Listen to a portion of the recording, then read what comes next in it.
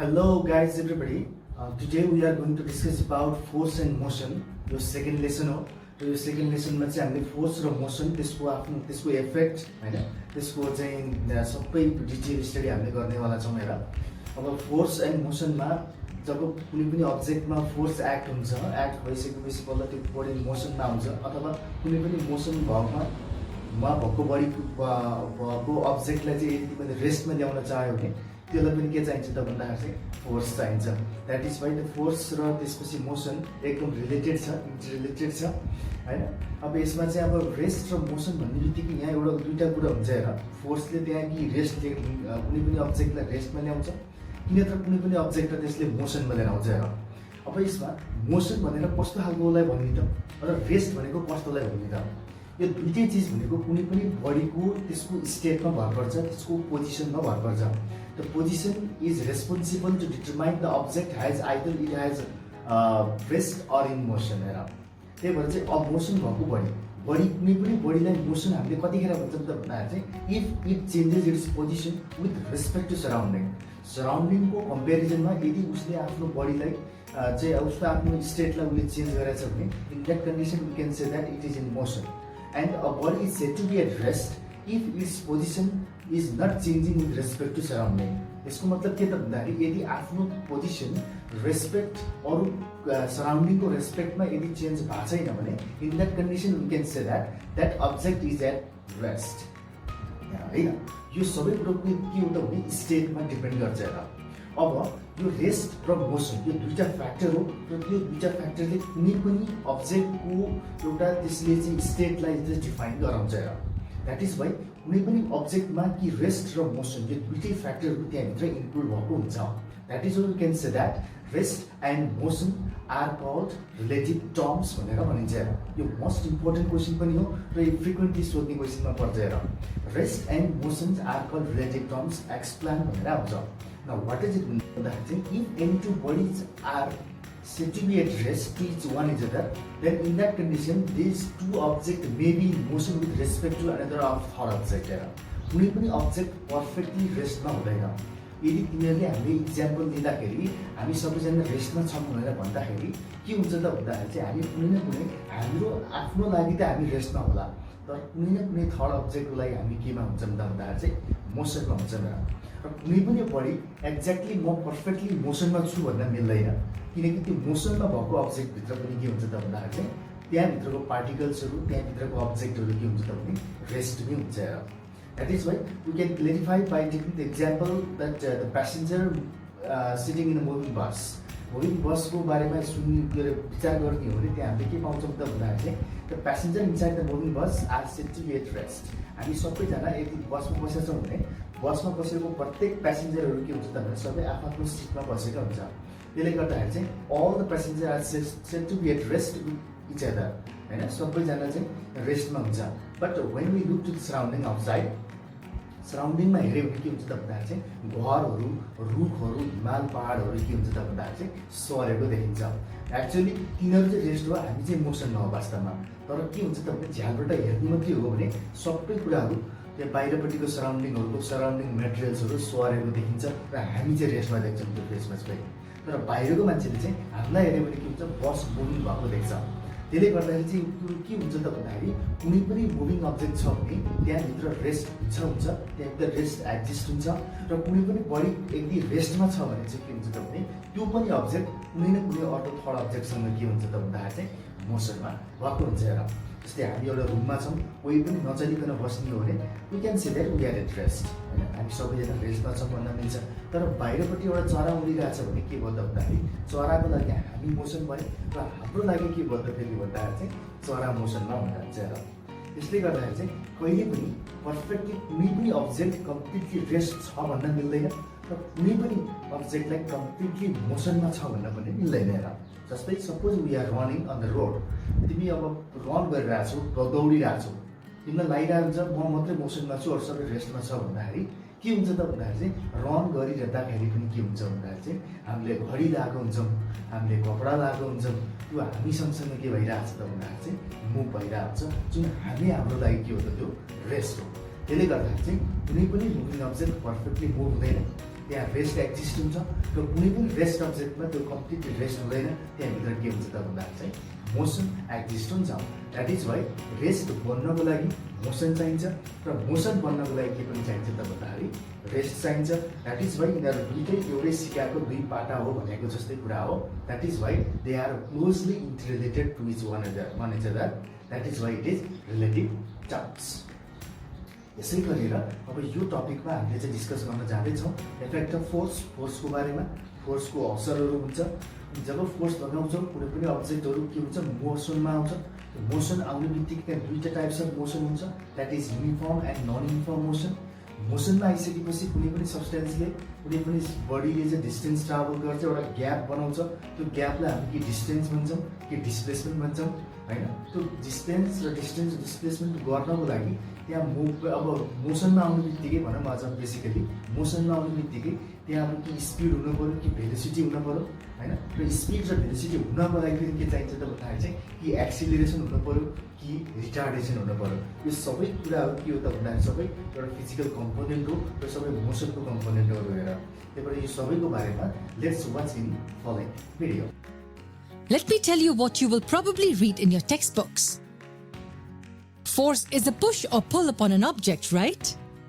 Though this cannot be really classified as incorrect, it hardly explains anything about the concept of force.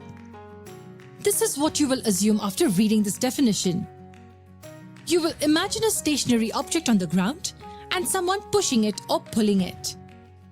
Yes, when force is applied, the stationary object will move. But just this does not explain the concept of force entirely. Before we move on to the definition of force, let's clear a few misconceptions about it. Let me ask you a question. This ball is lying at rest on the ground.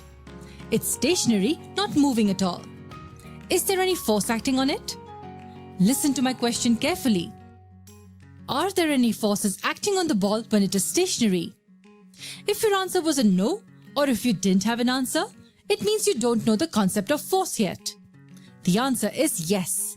There are forces acting on this ball. There is a gravitational force which is trying to pull the ball towards the center of the earth. And the ground is applying an equal force exactly in the opposite direction. This force is called the normal force. Because these two forces are balanced, they do not change the position of an object. The net force acting on the ball is zero. So what does this tell you? Just humans pushing or pulling is not the only kind of force. And just because there are forces acting on an object will not mean the object will move. For the object to move, there has to be some net force.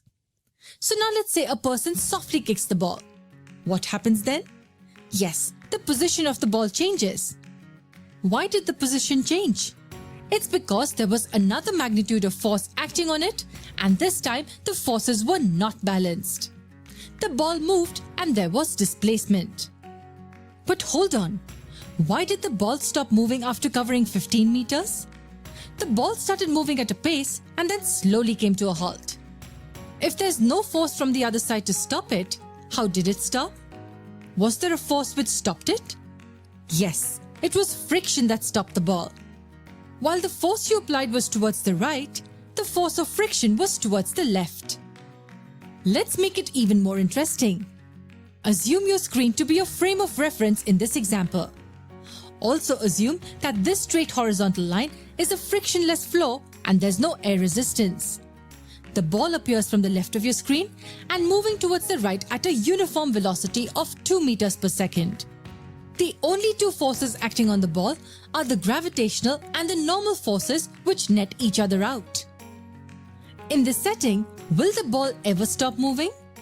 No, it won't. It will continue to move along the same path at the same speed unless there is another external force which acts on it. Here, as the forces are balanced, the ball will continue to move at 2 meters per second. Most people assume that if the object is moving, then there is some net force acting on it, but that's not true. An object will continue to move at uniform velocity even if the net force on it is zero. So there are two things we've learned here. First, if the object is stationary and the net force acting on it is zero, then it will continue to remain at rest. Second, if the object is moving at uniform velocity and the net force acting on it is zero, then it will continue to move at that same uniform velocity. Now, when this ball is moving at 2 meters per second and there is an external force applied from the left, what will happen? Yes, the ball will accelerate. Its velocity will change. Let's say the velocity changes to 3 meters per second after this external force is applied. After that, the ball will continue to move at 3 meters per second unless acted upon by another external force. So nobody's really seen or touched force. It can only be understood by knowing what happens to an object when force is applied to it. If the body is stationary, do not assume that there is no force acting on it. And if the body is in uniform motion, do not assume that there is some net force acting on it. So what is force? A force is a push or a pull upon an object resulting from its interaction with another object. So when you kick the ball also exerts some force onto your leg. But as the force of your kick is stronger, the ball moves to the right. There are many more concepts we need to understand about force, which we will cover in the next video.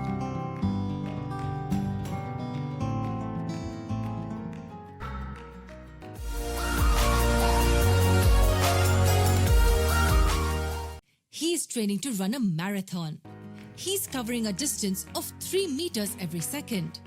So the distance he covers each second is constant at 3 meters and he maintains the pace for a certain period of time.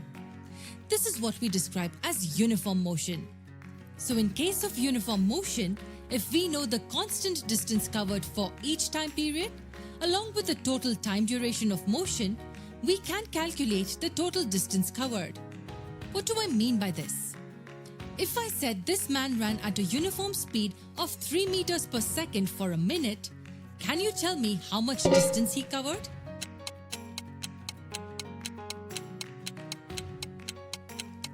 A minute is 60 seconds. Each second the runner covered 3 meters. So 60 times 3 is 180. Don't forget the units, the answer would be 180 meters. Similarly, we can calculate how much distance he will cover in 10 minutes, 20 minutes, or even an hour. That's because he's maintaining a constant speed. Uniform motion. Distance traveled by an object in unit time is called speed. It's distance per unit time. So what will be the units? Can you guess? The SI unit of speed is meters per second. Quite often, you will also see speed denoted in centimeters per second, miles per hour, or kilometers per hour, but the standard unit remains meters per second. We observe this gentleman here running at a constant speed of 3 meters per second. He is definitely a thorough professional, but in our day-to-day lives, it is very rare to see uniform motion, whether it is walking or running, riding a bicycle, or being in a car. We walk briskly for a while and then get tired and our pace slows down. Most of the times, we're not even in control of the speed. There are external factors like traffic lights, busy crowded areas and the like. The bicycle ride is fast at times and slow at other times depending on which area of the school you're in. Same goes for driving a car. Such cases are examples of non-uniform motion. The speed of the object is not constant. So hang on, can we calculate speed for non-uniform motion? As the motion is not uniform, it will have different speeds at different points in time. When it comes to non-uniform motion, we refer to the rate of motion in terms of average speed. Yes, that's right, average speed. So how can we derive average speed? This boy leaves point A to reach point B, which is 60 meters away from A. And he has been walking at varied rates of motion, basically non-uniform motion. He takes 60 seconds to reach point B. So he has covered 60 meters in 60 seconds. What is his speed? Can you tell?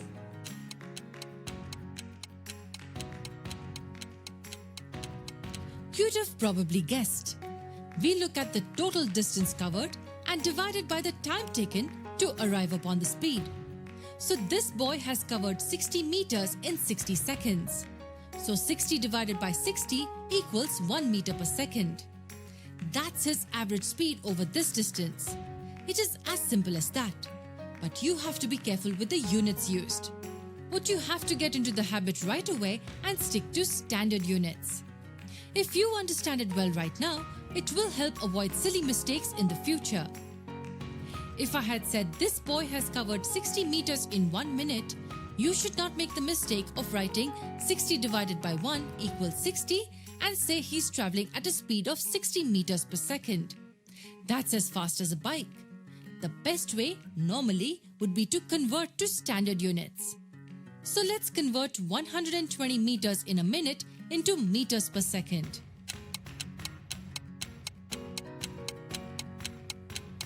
Meters is already in standard form. As the standard form of speed is meters per second, we need to convert this minute into seconds. 1 minute equals 60 seconds. This would mean distance covered was 120 meters in 60 seconds. So what was the distance covered in 1 second? Correct, 2 meters per second. So make sure to stick to standard units for now and always mention the units being used. Average speed is a good way to know when you will reach a certain destination in traffic. There will be times when you will be driving fast and other times you will be stuck. Hold on. At every instance, you are moving at some speed. It may be 0 meters per second when you're stuck, or 2 meters per second, or even 4 meters per second. Do you know what the speed at each instant is called? It is called instantaneous speed. When we move from one place to another, the measure of total length we cover is called the distance. So you have to travel to this town and the best route is straight up north. But because of roadworks along the way, we have to take a detour and the distance covered would be something like this. Now when the roadworks are completed, the distance needed to be covered will be something like this. Distance is measured in meters and denoted as lowercase m. The distance between these two towns is about 20,000 meters, but because of the detour, you had to cover a distance of 50,000 meters. Okay, so nobody likes big numbers unless it's your salary. So we should also know that a kilometer is 1,000 meters. In our example, we can say that instead of 20 kilometers, you traveled 50 kilometers. Is distance a scalar or a vector quantity? Think about it. If you say someone traveled 20 kilometers from this point, we can't really tell where they landed up. Maybe here, maybe there, or maybe they just went around in circles. As it does not specify a direction, it is a scalar quantity. That brings us to displacement. So what is displacement? Distance with direction is displacement. Distance with direction? What do we mean by that? You made 2 separate trips to this town.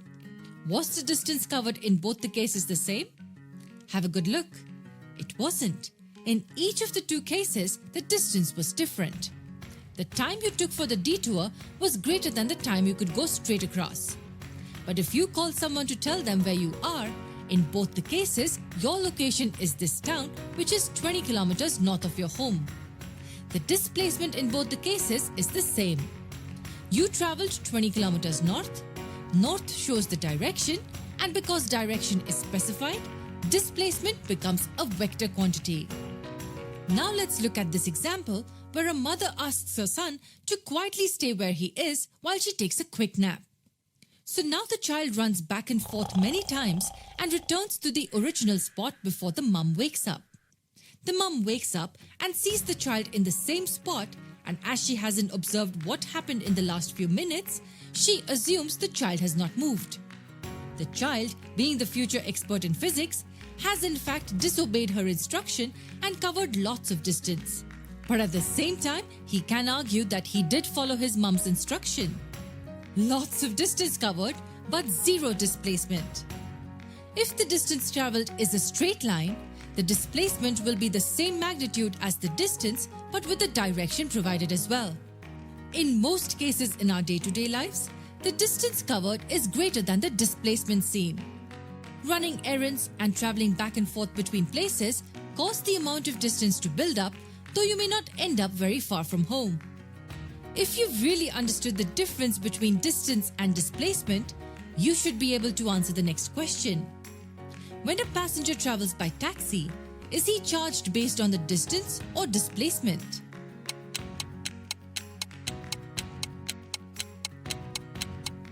Taxis charge passengers based on distance. If you go to the neighboring town and return in the same taxi, the taxi meter shows you the charge for the entire round trip. If you now try to explain to the taxi driver that you have had no resultant change in your location and hence you must pay nothing, it will not impress him much. यो भिडियोबाट तिमीहरूले दुईटा कुरा बुझ्नुपर्ने हुन्छ. It has two special cases. दुईटा case के हुन्छ भन्दाखेरि चाहिँ the first case is distance and displacement are equal when it moves in straight path. कुनै पनि object moving body when a moving body moves in straight line अथवा straight path, त्यो पाथमा मुभ गरेको बेलामा त्यसले कभर गरेको डिस्टेन्स अथवा त्यसले कभर गरेको डिस्प्लेसमेन्ट यो दुईटै एउटै भन्न पाइन्छ. हेर, किनकि डिस्टेन्स र डिस्प्लेसमेन्टको म्याग्निट्युड पनि एउटै छ र प्लस के त भन्दाखेरि डिरेक्सन पनि एउटै छ. हेर, यो दुईटै केसमा डिस्टेन्सलाई त डिरेक्सन चाहिँदैन, but displacement needs direction.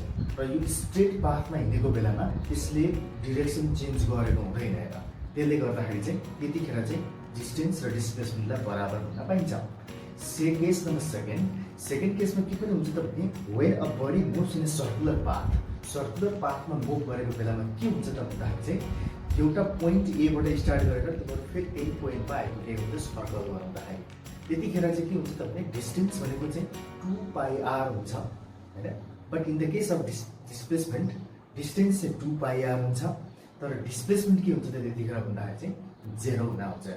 That is वाइ यो सबै केसहरूमा भरपर्छ. यो चाहिँ when a body moves in a straight path, distance and displacement are equal, and when a body moves in a circular path, in that case, distance becomes 2πr, and distance exists huncha, distance non-zero huncha, 0 भन्दा ठुलो हुन्छ. but in the case of displacement, it is exactly के त भन्दाखेरि 0 हुन्छ, किनकि initial पोइन्टबाट सुरु गरेर फाइनल पोइन्टमा आउँदाखेरि त्यही पोइन्टमा आइपुग्यो हाम्रो सर्कलमा.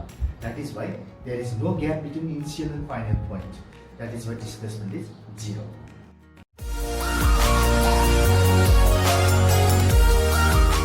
We have seen previously that speed is the amount of distance covered in a given amount of time. It's nothing but distance covered over the time taken to cover that distance. Simply put, it tells us how fast an object moves. Also, if we know the speed and the time taken to cover a distance, we can easily find the distance covered. So if I tell you that I traveled at a speed of 50 meters per second for 1 minute, can you tell me how much distance I covered?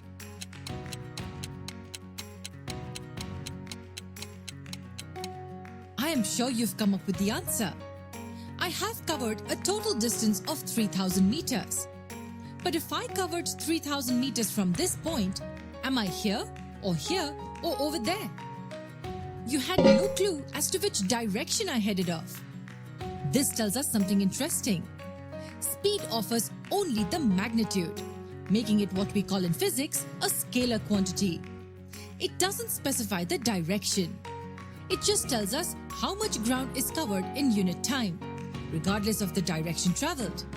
Scalar quantities have only magnitude and do not specify direction.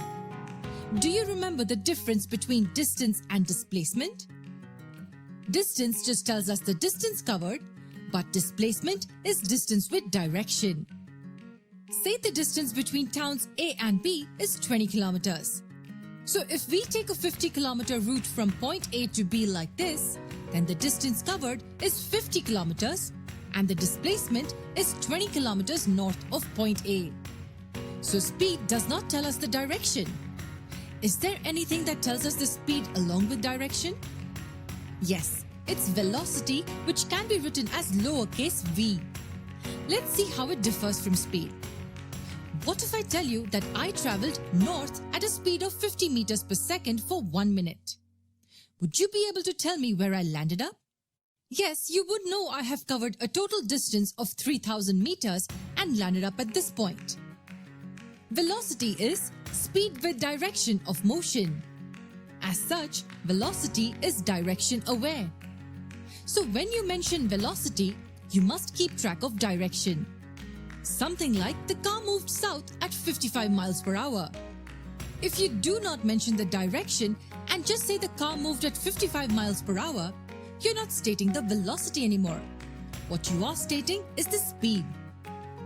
What do you think is the unit of measurement for velocity? The unit of measurement for velocity, just like speed, is meters per second. Now you might ask, why meters per second? The cars we drive indicate speed in miles per hour or kilometers per hour. So why is the unit for velocity meters per second? The established SI unit of measurement for velocity is meters per second. And SI stands for International System of Units. This helps everyone in the world adhere to one common style of measurement. Imagine the confusion created with different measures like miles and kilometers, gallons and liters, US gallons and imperial gallons, etc. Incidentally, speed and velocity are both measured in meters per second. But do you remember which one is a scalar quantity and which one is a vector quantity? Yes, speed is a scalar quantity and the velocity is a vector quantity as the direction is also specified. Now let me ask you an interesting question. What is average velocity? To make it a bit easier for you, let's look at the example we looked at in our first video on motion. You have to travel 20 kilometers up north. But because of the roadworks, you took an alternative path which totaled 50 kilometers and you took 2 hours to reach the destination. This was your path of travel. Let's make 2 columns here. One for average speed and another for average velocity. Do you remember how we calculated average speed? Yes, it is the total distance covered over the total time taken. So 50 over 2 will give us 25 kilometers per hour as the average speed. Now what will be the average velocity here? The average velocity depends only on the start and end points regardless of path taken. Do you remember we had learned about displacement? So the average velocity equals displacement over time. What is the displacement here? It's 20 kilometers up north. Distance with direction. So the average velocity will equal 20 kilometers over 2 hours, which will equal 10 kilometers per hour. That's the concept of average velocity. So if you think you've really understood this concept, here's a question for you. You are a Formula 1 race car driver. You had a great race and finished the 300 kilometers race in 1 hour and 40 minutes at number 1 position. What was your average velocity?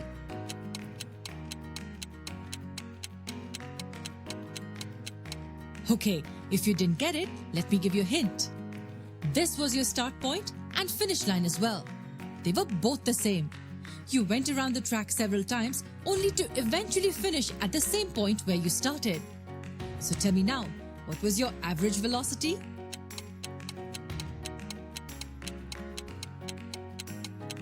First, can you tell me what your displacement is? You started and finished at the same point. So your displacement is 0. 0 divided by the time taken, which is 1 hour 40 minutes, equals 0. That puts your average velocity for the race today at 0 meters per second. If, however, you were trying to calculate the speed you drove at, that would be a different answer. Try and work it out. So now let me ask you another question. I was also in the race and you probably didn't notice me because I finished last. I took 3 hours to finish. What was my average velocity?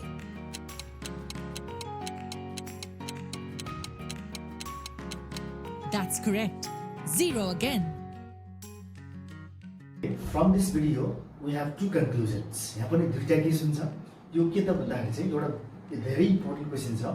In which condition does a moving body has constant speed as well as constant velocity? अथवा velocity र speed same कतिखेर हुन्छ त moving body को भन्दाखेरि चाहिँ if a moving body moves in straight line अथवा straight path, कुनै पनि straight मुभिङ बडी चाहिँ एउटा स्ट्रेट पाथमा छ भने त्यतिखेर त्यसको स्पिड र त्यसको भेलोसिटी के हुन्छ त भन्दाखेरि चाहिँ एउटै हुन्छ र किन त भन्दाखेरि त्यसले डिरेक्सन चेन्ज गरेको हुँदैन भेलोसिटी डिरेक्सन भन्ने फ्याक्टरमा पनि भएको हुन्छ भेलोसिटी भनेको स्पिड प्लस डिरेक्सन हो र डिरेक्सन चेन्ज हुँदैन भने स्पिडसँगै के हुन्छ त भन्दाखेरि चाहिँ बराबर हुन्छ र that is why the moving body if a moving body moves in a straight line or a straight path, its speed always equals to its velocity.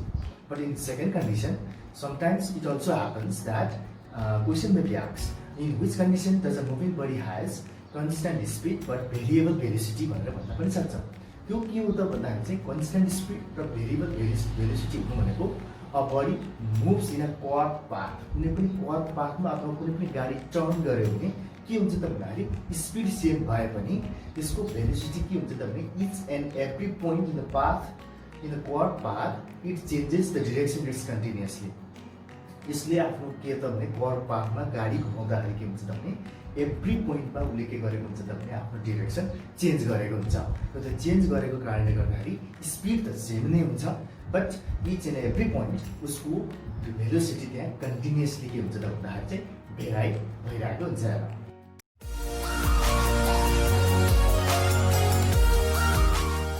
When we are in a stationary car that moves rapidly to gain speed, we get pushed back against our seat. And when brakes are applied, we get pushed ahead. Or when we take a sharp right turn, we're pushed towards the left. These are all situations where we are accelerating. We have all experienced this, whether in a car or a bus or while riding a motorbike. Simply put, when velocity changes, we have acceleration. I still haven't defined what acceleration is. I just told you that when velocity changes, there will be acceleration. Okay, let me give you two examples. In the first one, a car is traveling in a straight line at a constant speed of 80 kilometers an hour. And in the second one, a plane is traveling in a straight line at a constant speed of 1000 kilometers an hour. In which case do you think acceleration is involved?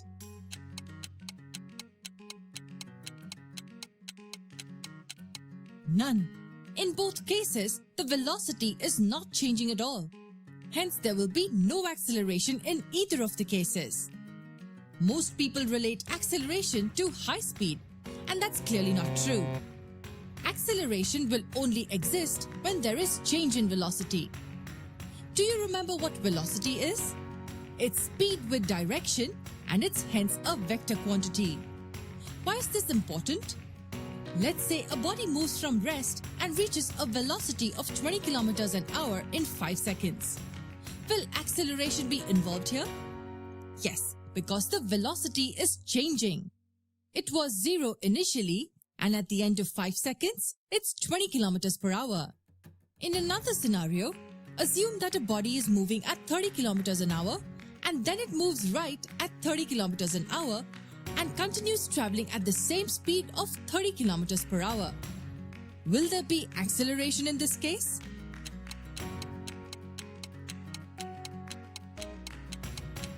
The answer is yes. As the direction is changing, the velocity will also change. The only thing constant in this example is speed, but the velocity changes as the direction changes. So this was the most important concept you had to know about acceleration. It will exist only when there is a change in velocity. But how is acceleration calculated? Acceleration is defined as the rate of change of velocity. In terms of a formula, acceleration can be written as change in velocity over the time taken. If the velocity of an object changes from an initial value of u to the final value of v in time t, then the acceleration a can be written as v minus u over t. Say this object is at rest initially at point A. It then travels to the right and attains a velocity of 10 meters per second in 5 seconds. What will be the acceleration here at point B? We can look at the formula to get the answer. The initial velocity u is 0 meters per second as the object is stationary.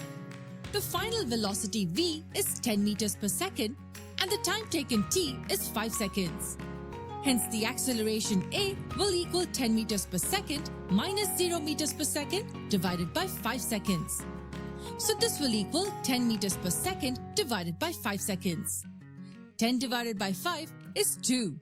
Wait, hold on. What will be the units of acceleration? We should get a hint by looking at this. The units of acceleration will be meters per second, because it's the change in velocity over the time taken. As this is meters per second, we can carry this second to the denominator, and what we will get is meters per second squared. This one is more intuitive, but this one is a bit neater, I would say. So the acceleration in this case will be 2 meters per second squared. And acceleration is also a vector quantity. Here, acceleration and velocity are in the same direction. There are many more important concepts about acceleration which we will cover in the coming videos.